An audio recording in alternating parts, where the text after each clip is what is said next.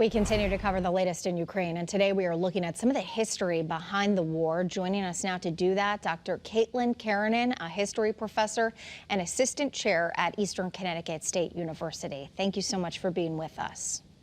Thank you for having me.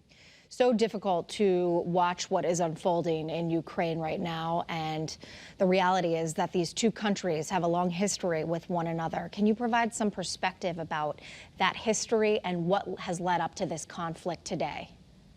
Certainly. Ukraine was the largest of the Soviet socialist republics during the Cold War. And in the wave of the end of the Cold War, the fall of the Berlin Wall, one by one, the Soviet socialist republics broke away and voted themselves independent. For Ukraine, that was in 1991. There's certainly a lot of cultural ties between Russia and Ukraine, but Ukraine has been very assertive in its independence from Russia since the Cold War ended.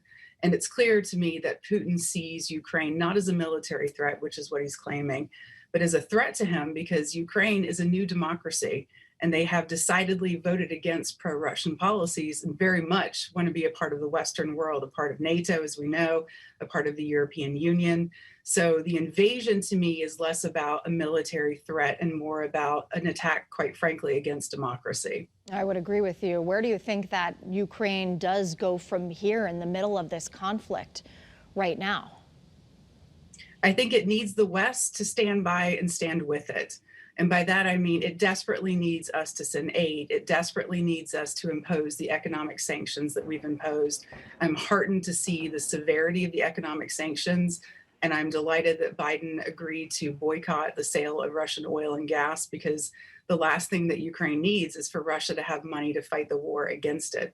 It's hard to know what's going to happen in the future. Certainly, whether Ukraine will become a member of NATO is still up for debate, but it's certainly what it wants. And I think the West needs to respond to this new fledgling democracy with as much support as we possibly can give it. Some of the most important parts of history and remembering history and talking about history is we learn from what we did well and what we didn't do so well. What is the situation here? Is there anything that could have been avoided? And moving forward, this is obviously going to prompt some different decisions and discussions as we move forward in the next few years. Mm-hmm. As a Cold War historian, it's very interesting to see what's happening right now. I think that we are seeing sort of a revision of what we used to call containment during the Cold War, where our goal as the West was to contain Soviet expansionist tendencies. And now we're being presented with a very similar sort of analogy here. Russia wants to expand itself back into Ukraine, and the West needs to decide that it's not willing to allow that Russian expansion.